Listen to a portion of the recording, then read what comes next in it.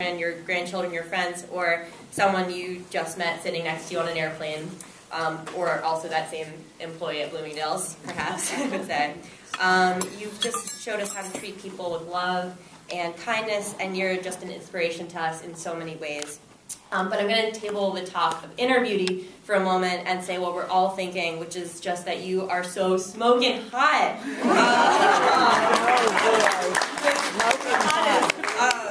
And Audrey and I and I'm sure all the other grandkids too, we just love throwing pictures of you in our friends' faces and just demanding them to express how astonishing it is that you are 85, because you are such a fox. Oh my gosh. You may know, you have truly earned the nickname Hot Grandma, which is what we call you with great affection. So Hot Grandma, we love you so much, and we're so proud of the brilliant, kind, spicy, and wonderful person that you are. So thank you so much.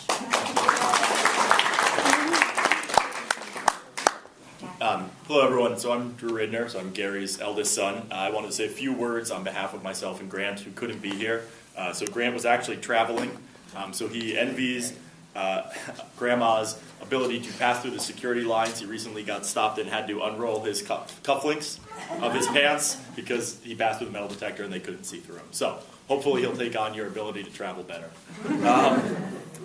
So, and he wishes he could be here to celebrate with everyone, and that's the most important part. So the one thing I wanted to say that I know we really all can share in the last 10 years or so, you've come to basically all of our graduations, all of our college graduations, and it's pretty remarkable to make it all over the country, be there, rain or shine. And so I'll share a story from my own graduation where you hope for the beautiful day, the sunny skies, and the clear weather, and instead we had torrential downpours. And the day before, Grandma gets down there and she's ready, she's excited, and she has a quick fall, but that wasn't going to stop her. She was determined to be there with all of us. And the next day it is torrential rain, and she's, dressed to the nines, looking beautiful, and she was there through all of it, soggy hat and everything. But it just shows the dedication she has for her grandchildren, the love, the willingness to do anything for us. So we appreciate it, we love you a lot, and wish you a great birthday.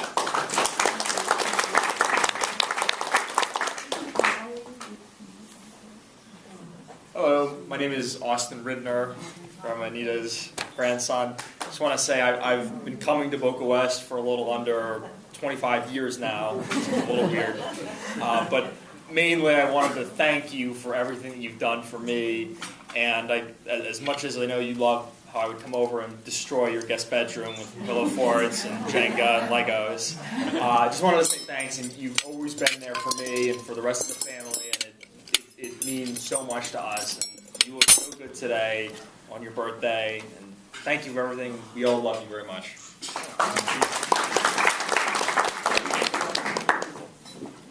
I want to say happy birthday, and it's awesome seeing everyone come out here and celebrate it with you. Love you. And we also just want to say that you are such a lesson in living with what you have inside of yourself, and your kindness and your optimism and your grace that you carry inside yourself always radiates.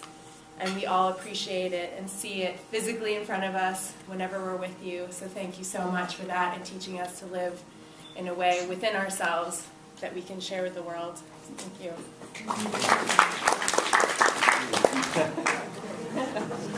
And lastly, I just wanted to say happy birthday to you. And you felt like my grandma from the day I met you. So thanks for making me feel so welcome. That's so nice.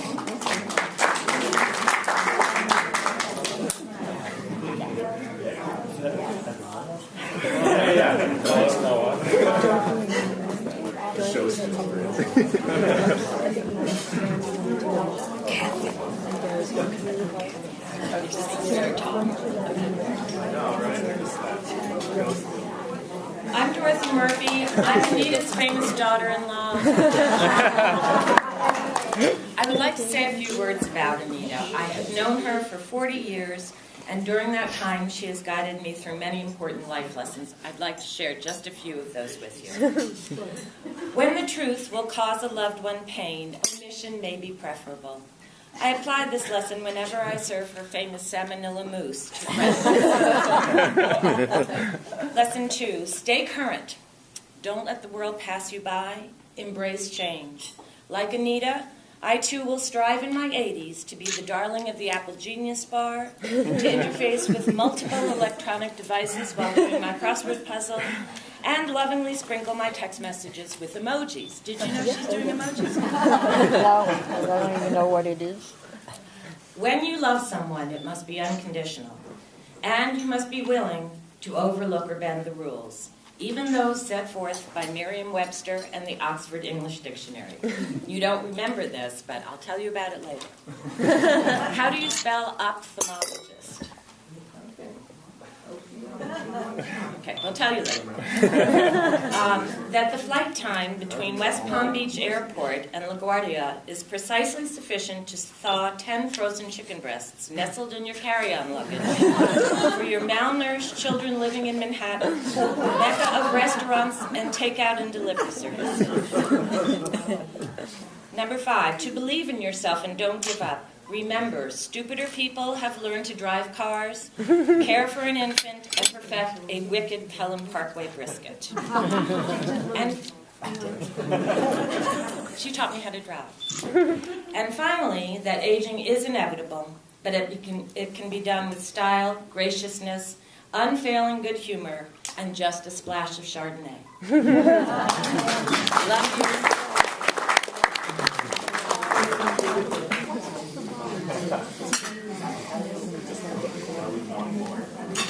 Julie, am I shooting a photo? I just want to shoot a I'm Randy photo or Wise. anything you think that. I'm Anita's niece, and I'm one of those senders of the birthday cards by snail mail. And a few years ago, I really found the perfect card. It said, "Fate has made us relatives.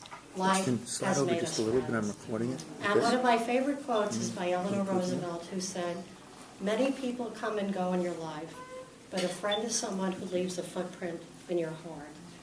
And Anita, you have left a footprint in my heart and continue to do so. As Kenny Rogers, the country western singer, says, "I can't remember when you weren't there."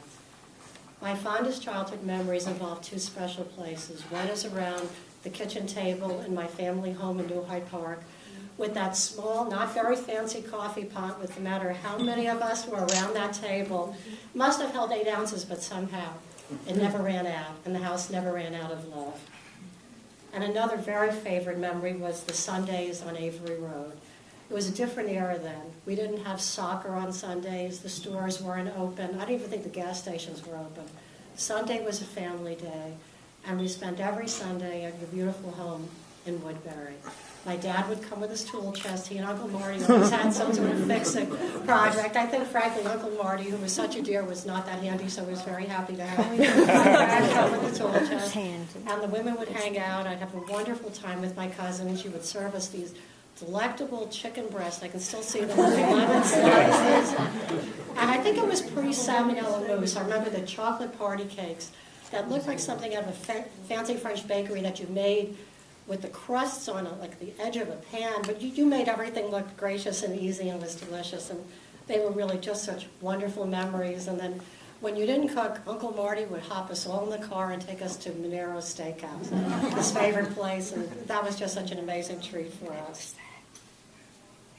When I was in college, I took my first trip to Europe, and I came home with a raincoat I bought in Alexander's, down to my ankles, navy blue, big hood. And you gave me a look, and I knew that raincoat wasn't going to last. But you were always very solution-oriented and put things in a very positive light, so you packed me in the car. We went over to B. Altman's in Manhasset. They came with a very stylish, chic, 3/4 length trench coat in beige with a wraparound belt, which I wore every day in Europe, and I was never sorry that I bought. When I was in law school, I stopped by your apartment one day with my friend, Jerry, from law school. And you looked at me and you said, "He's really someone special." I said, "Oh, he's a friend from school." And you told me, "I think you should take a second look at him." And I did. And Jerry and I have been happily married now for going on 38 years. We have high ends of 8 to thank you. Now, as Kathy said, you always decorated whatever home you were in beautifully. And when you sold that house in Woodbury, you gave me your bedroom furniture with the leather handles and the gold corduroy couch, which was 8 feet long and never fit in any high-rise elevator. Fortunately, our friends and cousins were much younger there, and that 8-foot corduroy couch went up and down more staircases and through catwalks. But we always thought of you when we enjoyed the beautiful furniture from your home.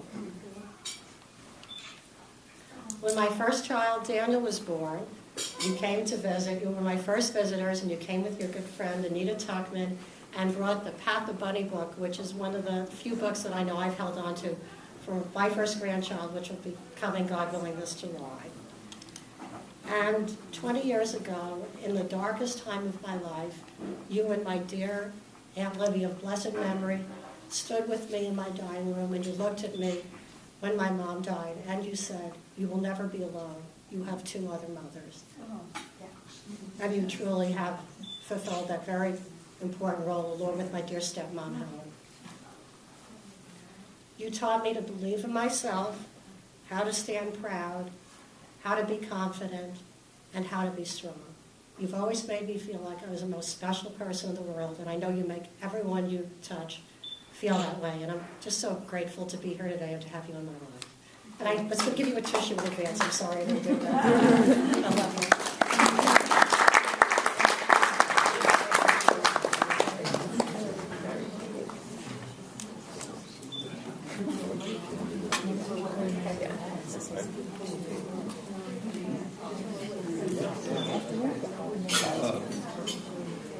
There is a great disadvantage to being giving a toast or a little few words after a long list of very articulate predecessors. Oh, I forgot to. No. And normally I would also introduce myself, but I've been in Florida breathing deeply the Floridian air for the last couple of days, and I've actually forgotten who I am. So, with that as a departure point, I will say that I'm a great admirer of Winston Churchill, and who used to say, I would have written a short letter if I had the time.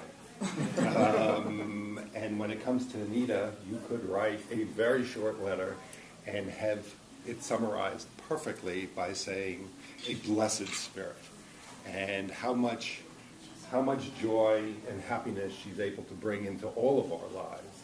So first, I'd like, on behalf of Bob and Gary and Dorothy and my better half, because I'm clearly the weaker half, Kathy, to thank all of you for coming here and sharing your time and your good wishes with us. And it gives us great pride and joy to see so many people and so much love assembled in a room.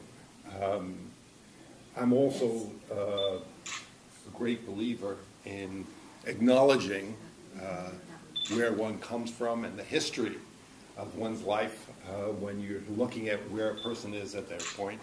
And I know how many of you shared a wonderful life experience with Anita and Marty, and the joy and the happiness that they shared together, and the life experience that they have, and what a rich influence they had on each other and on all of us in the room when they had the pleasure of spending time together. And very often you read about people who move on in life, and very often it's said that people who are lucky enough to have had fantastic relationships in early parts of their life are able to give the most and are able to move on into other happy relationships and new relationships and redefine those relationships. And all of us are so happy to see Anita move into a new period where she's sharing her new energy and her thoughts with all of us in a different way than she did over the last 30, 40, 50, however many years.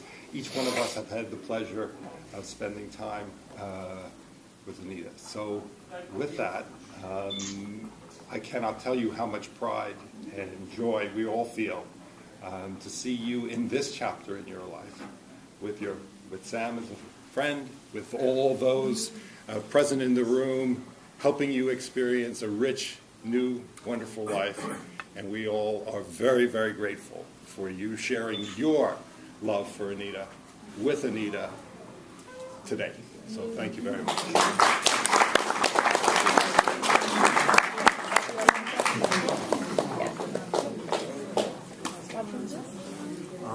All right, say a few words. Yes. Where's the umbrella? Okay, Bob. Where's the book? Hello, everybody. I'm Bob. I'm the oldest son, and I've been in Boca Raton for even a little longer than my mom. And it's always been fun. It's always been an adventure. She's always been a very adventurous person, and I'd like to share a story with everybody that can be helpful for everybody, that just shows her character and how tough. She's a beautiful old bird. And I think she should be roasted a little bit. I think it was 2 years ago. I wasn't able to find the picture, but I got a call, and she's very tech savvy, no question about that. She does Android, XP, she does it all, but she's a Mac user, and she was changing the cartridge in her printer. And I get a call because she had slipped, okay? So I get a call, I'm at home, and she says, Bob, can you come over here? I've cut myself. Oh, yeah. And I can you come over here? Okay, I'll be over in 5 minutes. All right. I say, wait, no. I said, call 911. I did say that. She said, no, I don't want to call 911. Okay. So I get over there about 5 minutes later, and I enter the apartment, and if you know Marty and Anita, it's always white, beautiful, clean. You can operate there. It's that clean, okay? And I walk in, and it looks like one of those scenes from one of those shows. I go into the white kitchen with the white cabinets and the white chairs, and the white chair's knocked over. There's blood all over the floor.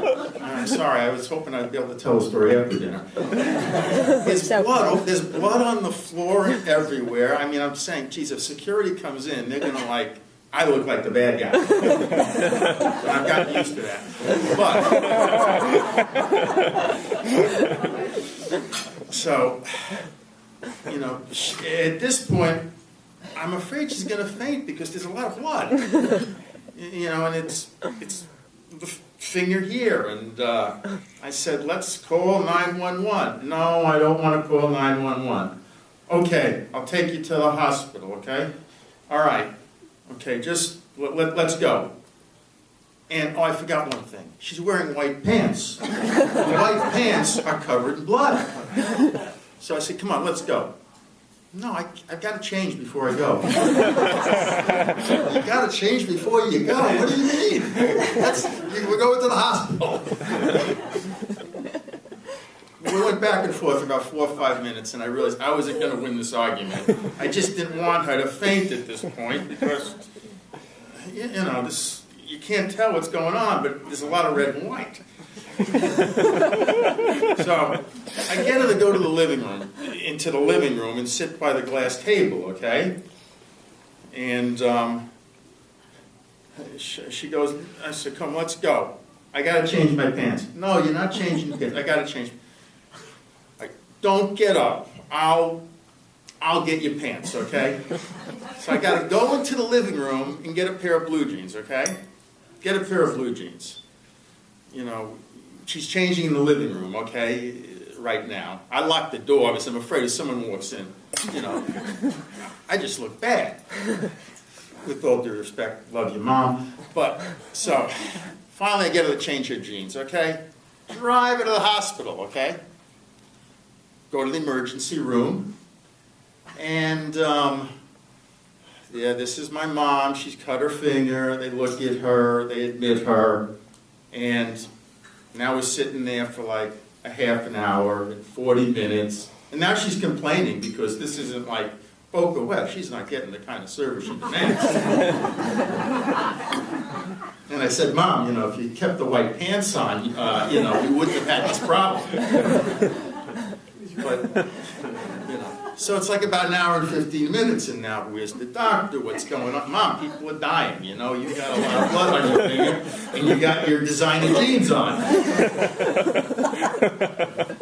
And, you know, and then I probably make the call out to Kathy. I say, you know, this is going to be a Kathy call. Who's out doing visit your parents' day at Google, you know. So I say, you know, this would be good. She's going to catch the tail end of this one. So, in other words, I'm going to look like the bad guy.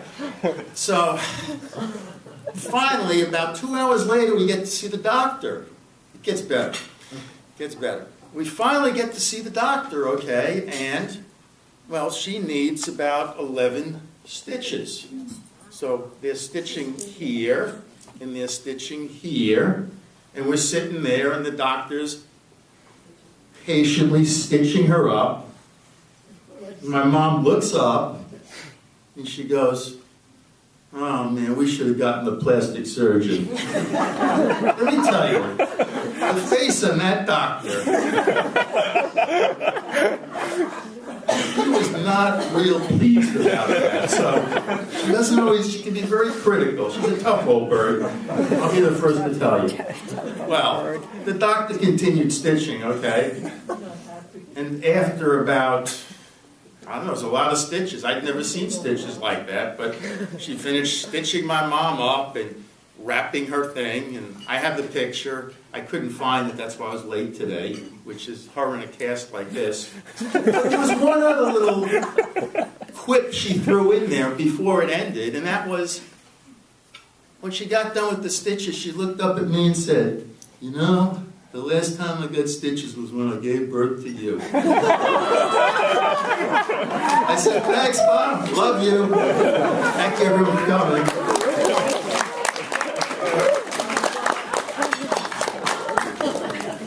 That's great, man. Are we up there? Yeah, I wanted to.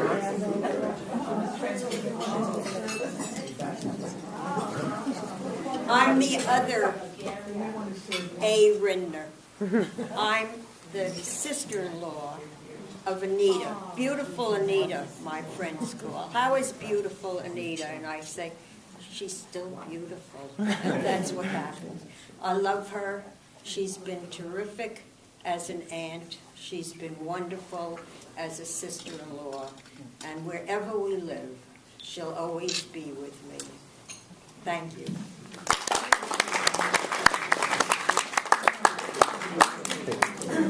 Why don't we, I'm Gary, one more son, and I have a few things to say, but I think maybe everybody's been really patient, and everybody's really hungry, and my mom's thinking of some good comebacks on these comments. So I think if the food's ready, is the lunch ready? Why don't we take a break and serve lunch, and then we'll continue a little bit afterwards? Yeah. Very good. Very good. Very good. Best I've heard. But I love this guy.